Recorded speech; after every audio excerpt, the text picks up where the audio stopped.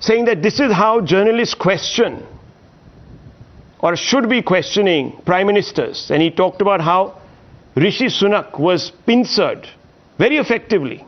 I loved it. By viewers, a Scottish journalist. Do you know what happened when a journalist asked a few questions of the TMC government on this show? And you know who that journalist is? That's me. I didn't even get to the Chief Minister. They slapped 8 cases. I was, viewers, interviewed at 3 in the morning by their police. Wow. And I was just doing my job. That's their record. Shame on TMC. That's their record. Anyhow, Dr. Suman Sriraman, I don't think anyone can today talk about upholding the spirit of democracy and free speech. Let's all be honest. All political parties are guilty of trampling it. Sanjay Jha talked about, for example, bulldozers. He forgot that his own chief minister ran a couple of bulldozers a few days ago, in fact, knocked down the wrong house in the process. Mr. Gehlot, we are talking about, his government. So let's be a little more alert to the lies that are being spewed all around. But I just want to come out to you, Dr. Raman, and this is an important point.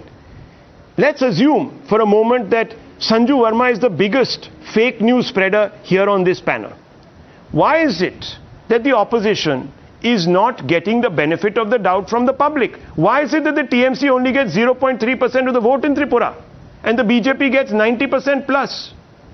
How is it? In state contests, in Goa, the BJP chief minister, after being accused of the governor of corruption, comes back to power. How is it? Dr. Raman. Rahul, yeah, if you will give me 90 seconds. First of all, before I answer this question directly, I want to point out about the demonetization, the long talk that Sanju Verma made about its glory. Tell me one election campaign where the BJP has gone to the electorate and spoken about demonetization. One election campaign. If at all there was any proof needed about how successful demonetization was, that is it. The fact that it was not mentioned even once. Second, we are obsessed and talk about growth. India is the fastest growing second in the economy in the world. Whose growth is it? 1% of the country's richest own 40% of the country's wealth. 10%, top 10% own 77%. 60 million people are being pushed into poverty due to healthcare costs every year. I am not saying all this. This is the Oxfam report.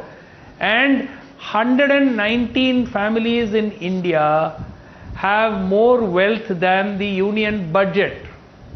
Please understand, this is the kind of growth that we have been talking about. Whose growth